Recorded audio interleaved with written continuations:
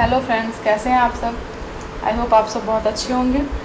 मैं करुणा स्वागत करती हूँ आपका आपके चैनल एजुकेट योरसेल्फ में। तो चलिए, हम लोगों ने कल क्या पढ़ा था, सिलॉक्स पढ़ा था।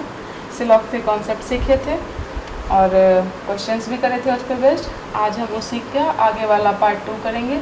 कल हमने सिंगल स्टेटमेंट वाला बताया था और आज हम डबल स्टेटमेंट वाला करेंगे। ओके, डबल स्टेटमेंट वाला करेंगे। तो स्टार्ट करने से पहले प्लीज़ चैनल को लाइक कर दो, सब्सक्राइब कर दो, शेयर कर दो, रिक्वेस्ट है आप लोगों से। ओके, तो चलिए हम स्टार्ट करते हैं सिलॉक्स। तो कल हमने क्या सीखा था कि 150 से जो क्वेश्चन अगर 150 से सॉल्व होने वाले हैं तो उसमें हम वेन डायग्राम क्यों बनाएं। और जब प्रैक्टिस हो जाएगी तो हमें 150 लिखना तो नहीं पड़ेगा, माइंड में ही सारा 150 का कैलकुलेशन चलेगा और डायरेक्ट हम क्वेश्चन राइट और रॉन्ग कर सकते हैं, चेक कर सकते हैं। तो यही सीखा था हमने 150 वाला। तो चलिए एक बार और फिर से देख लेते हैं। कल हमने ये देखा था कि स्टेटमेंट अगर ऑल सम 4 स्टेटमेंट्स होते हैं, ऑल वाला, सम, नो और सम नॉट वाला। तो ऑल वाले को 150 देते हैं, सम वाले को 50-50, नो वाले को 100-100 और सम नॉट वाले को 50 और 100। ओके, तो उसके बाद हमने क्या कहा था कि इनकम फिक्स कर देना है हमें। अगर हमारी इनकम 100 रुपीज़ है तो हम मैक्सिमम 100 ही खर्च कर सकते हैं, और अगर हमारी इनकम 50 है तो मैक्सिमम हम 50 ही खर्च कर सकते हैं। यही बताया था ना।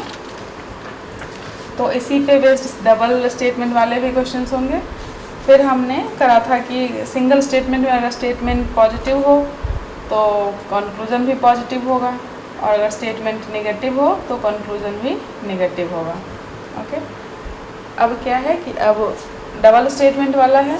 तो डबल स्टेटमेंट में हमें चेक करना है कि उसका भी टाइप, कि उसमें 2 स्टेटमेंट होंगे।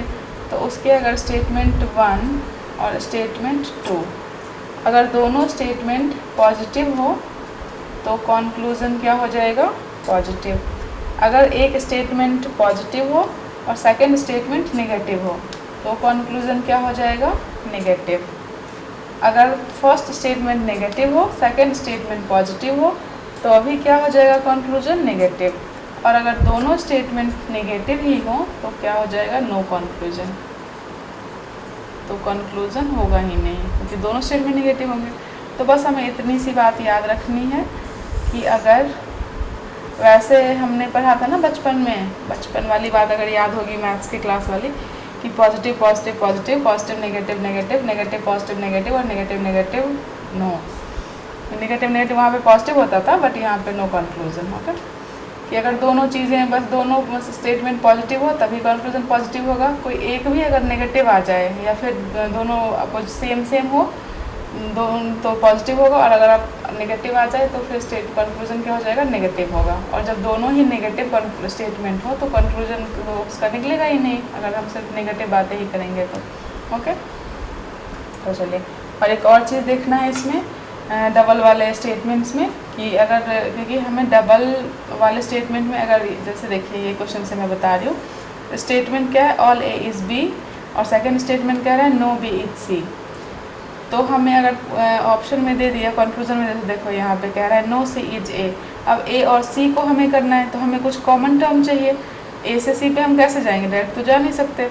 तो ए से पहले हम बी पे गए और फिर बी से सी पे गए।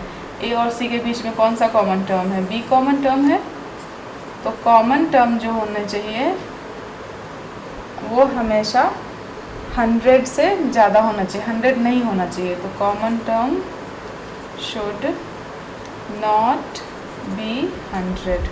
ओके, क्योंकि मैं 150 का खेल बता रही हूँ ना, इसलिए 100 नहीं होना चाहिए, 150 होने चाहिए। ओके, 150 होना चाहिए, 100 नहीं होना चाहिए।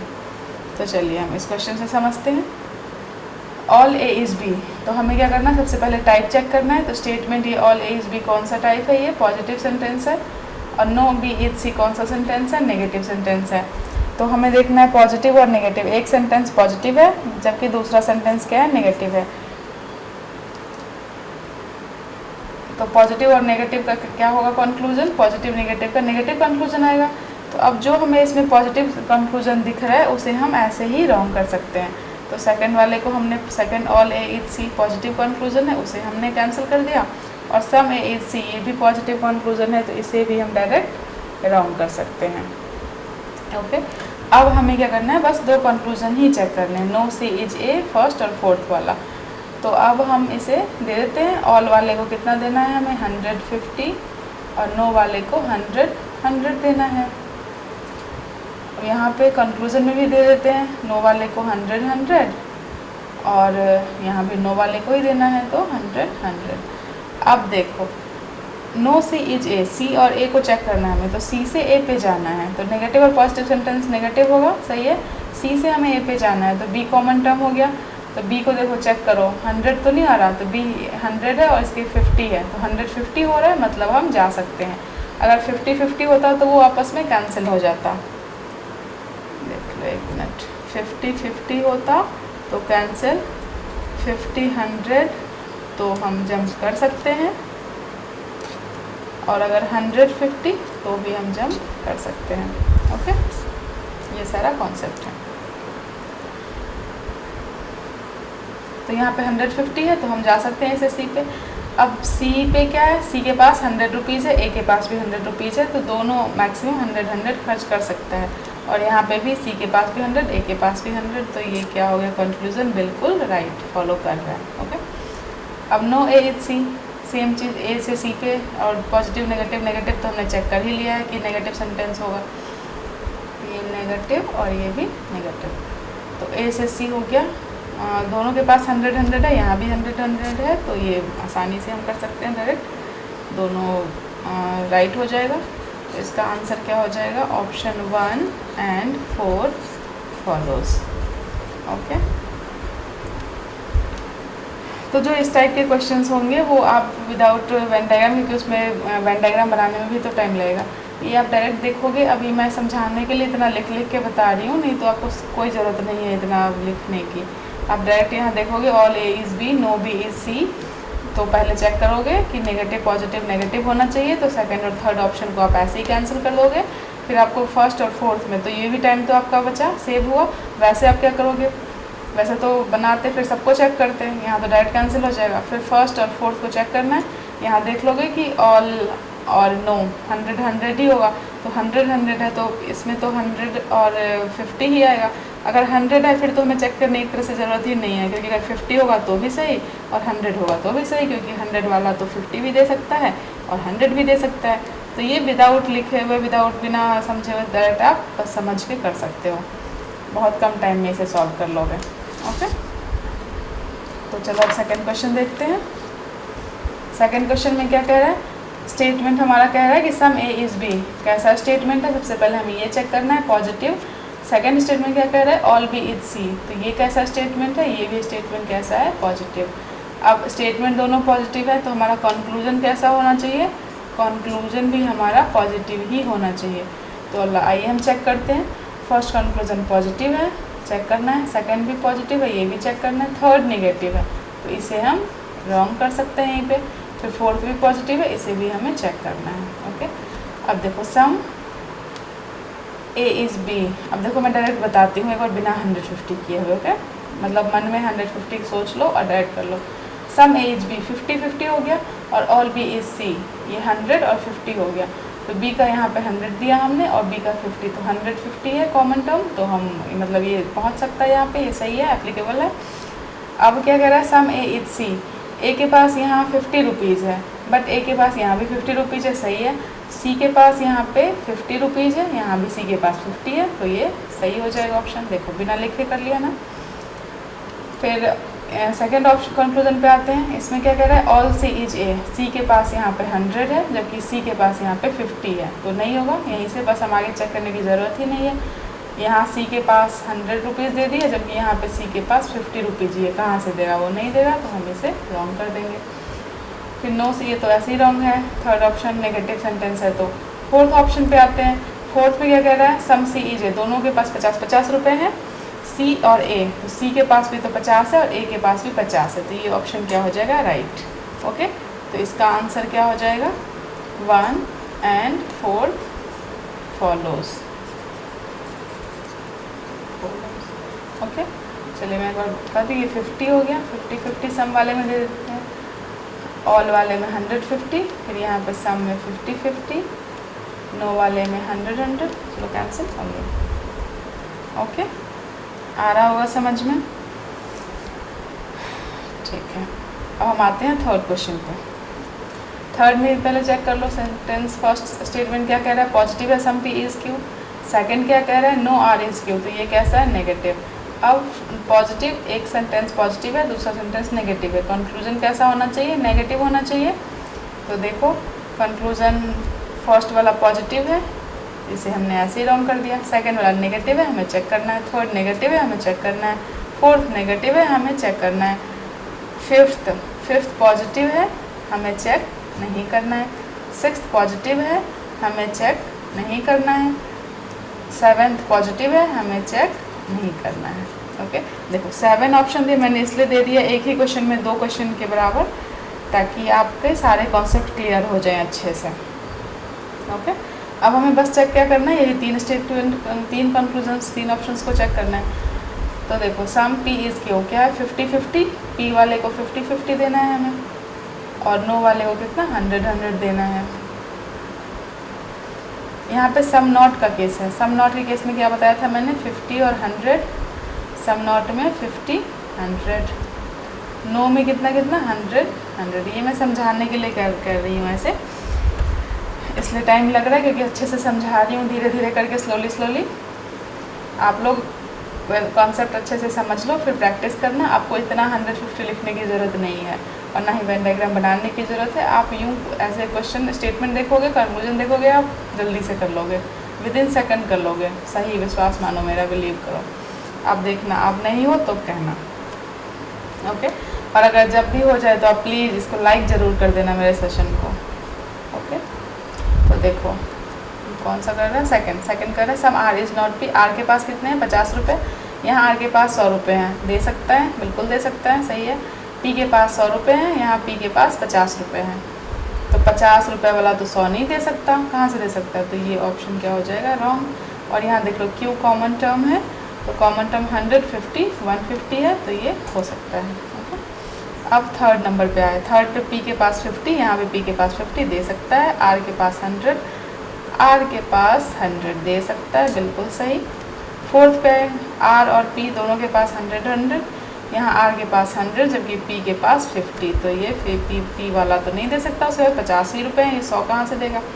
तो इसका आंसर क्या हो जाएगा, ओनली थर्ड फॉलोज। देखो कितने कम टाइम में हो गया ना।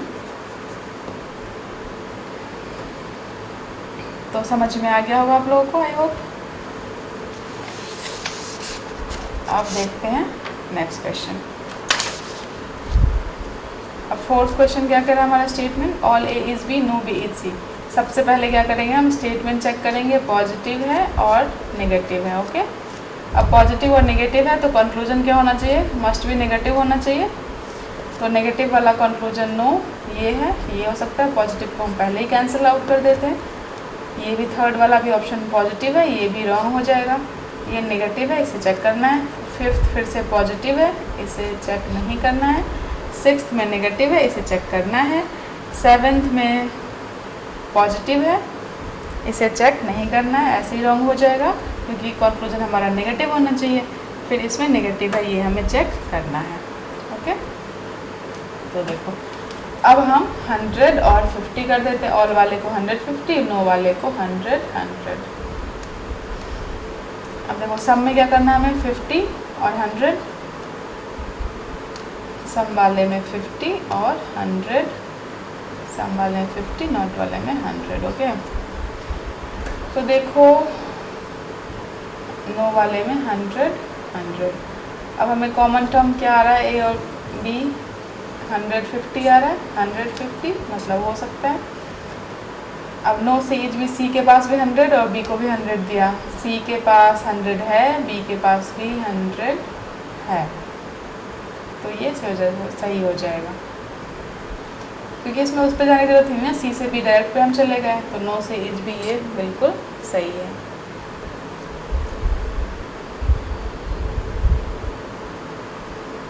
ओके,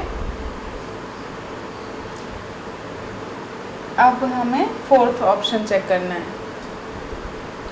फोर्थ चेक करना है। फोर्थ में सी के पास 50 रुपये हैं, ए को 100 रुपये दिया है। सी के पास 50 दे सकता है, 100 था उसके पास पहले से, और ए के पास 100 था, 100 दे सकता है। सही है। अब हमें चेक करना है ये 6 नंबर, ए और सी। ए के पास 50 है, ए के पास 100 है, दे सकता है। सी के पास 100 दे सकता है, बिल्कुल सही। बी और सी, बी के पास 50 है, बी के पास 50 है, 100, बी नॉट सी, बी और सी यहीं पे रहना, 100 है, 50 100 है, ये भी हो सकता है। तो इसका आंसर क्या हो जाएगा? 2, 4, 6 एंड 8। वैसे इतना लंबा आता नहीं है, मैं समझाने के लिए, ताकि एक ही क्वेश्चन में सारे कॉन्सेप्ट क्लियर हो जाए, इसलिए मैं दे रही हूँ। समझ ही गए? 2, 4, 6 एंड 8 फॉलोज। ओके, तो प्लीज़ फ्रेंड्स, समझ में आ रहा हो, सेशन अच्छा लग रहा हो तो लाइक करो, प्लीज़ लाइक कर दीजिए, सब्सक्राइब कर दीजिए, शेयर कर दीजिए, और please please please bell icon को भी प्रेस कर दीजिएगा, ताकि आपको सबसे पहले नोटिफिकेशन मिले कोई भी वीडियो आए तो। ओके, और प्लीज़ यार देखिए तो पूरा अंत तक ज़रूर देखिए वीडियो को, और लाइक भी डेफिनेटली करिए। आपका तो कुछ नहीं जाएगा, आपका एक लाइक करने से कुछ नहीं जाएगा, आपको सेकंड भी नहीं लगेगा लाइक करने में, बट उससे मुझे पर्सनली बहुत अच्छा लगेगा, मोटिवेशन मिलेगा, मुझे अप्रिसिएशन मिलेगा। ओके, तो चलिए हम देखते हैं 5th question, last question. All A is B, ये कैसा सेंटेंस है? Positive. All B is C, ये भी कैसा है? पॉजिटिव। ओके, सबसे पहले हम कंक्लूजन कैसा होना चाहिए? कंक्लूजन भी पॉजिटिव ही होना चाहिए। अब यहाँ पे दे लो ऑल ए, ऑल वाले को हमें 150 देना है, दोनों ऑल वाला ही है तो इसे हमें 150 ही देना है। बी कॉमन टर्म है तो बी को बी 150 आ रहा है, मतलब ये बिल्कुल सही कर सकते हैं इसे। अब पॉजिटिव है तो देखो जो नेगेटिव वाले हैं उसे हम ऐसे ही रॉन्ग कर देते हैं। सेकंड ऑप्शन नो सी ई जे नेगेटिव है तो इसे हमने कैंसिल कर दिया, रॉन्ग कर दिया। अब बाकी के 3 ऑप्शन पॉजिटिव हैं तो हमें चेक करना होगा। A is C, all A is C, all A का मतलब 150, ए के पास 100 दे सकता है, सी के पास 50 दे सकता है, बिल्कुल सही। सम ए इज सी, दोनों के पास 50, यहाँ देखो ए के पास 100 और सी के पास 50 दे सकता है, बिल्कुल सही। 100 रुपये है तो 50 भी दे सकता है, और 50 भी है तो भी 50 दे सकता है। फिर all C is A, all C is A, C के पास 50 है, बल्कि यहाँ पे सी के पास 100 है, नहीं दे सकता, तो ये रॉन्ग हो जाएगा। इसका क्या होगा? 1 एंड 3 फॉलोज। ओके, तो देखिए मैंने क्या कराया कल फर्स्ट वाले वीडियो में, मैंने सिलॉक्स के बिल्कुल बेसिक से, देखो मैंने क्या कराया कल, सिंगल स्टेटमेंट वाले क्वेश्चंस कराए। आज मैं नेक्स्ट वीडियो में कॉन्सेप्ट बताया, फर्स्ट में भी कॉन्सेप्ट बताया था, उसके क्वेश्चंस कराए थे, 4-5 कराए थे। आज सेकंड वाले में मैंने डबल स्टेटमेंट वाले भी कॉन्सेप्ट पढ़ाया, उसके भी क्वेश्चंस कराए। तो देखो आपको क्वेश्चंस भी मिल रहे हैं, हर एक टाइप के क्वेश्चंस मिल रहे हैं, जहाँ जहाँ आप फंस सकते हो सारे क्वेश्चंस मिल रहे हैं। इतने अच्छे से मैं एकदम धीरे धीरे स्लोली समझा रही हूँ ताकि आप लोगों को अच्छे से समझ में आ जाए। अब इस पर आप प्रैक्टिस करो और बिल्कुल परफेक्ट बन जाओ। ओके, तो प्लीज़ चैनल को लाइक करिए, सब्सक्राइब करिए, और बेल आइकन को ज़रूर हिट करिए, ताकि सबसे पहले आपको वीडियो की नोटिफिकेशन मिले। और बस चैनल को ढेर सारा प्यार देते रहिए, और बस पढ़ते रहिए। Bye, thank you.